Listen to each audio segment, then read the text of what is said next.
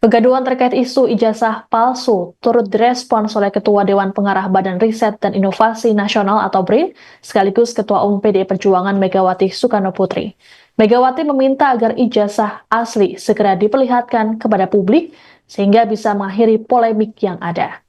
Hal tersebut disampaikan Megawati dalam acara peluncuran buku karya Bambang Kesowo di BRIN, Jakarta Pusat pada Rabu 14 Mei. Sebelum menyinggung soal ijazah, Megawati lebih dulu bercerita mengenai pengalamannya selama di BRIN. Diungkapkan olehnya bahwa lembaga tersebut memiliki lebih dari 8.000 peneliti. Megawati pun meminta agar para peneliti tersebut menjalani tes IQ dan EQ untuk memastikan kepintarannya. Adapun belakangan ini, polemik mengenai ijazah palsu terhadap Presiden ke-7 RI Joko Widodo tengah bergulir. Beberapa pihak mempertanyakan mengenai keaslian ijazah kelulusan Jokowi dari Fakultas Kehutanan Universitas Gadjah Mada. Proses hukum baik di kepolisian maupun pengadilan juga masih berlangsung.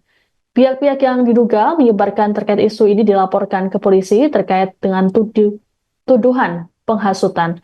Seperti Roy Suryo, Rismon Sianipar, Tifauziah Tiasuma, Rizal Fadilah, dan satu orang berinisial K.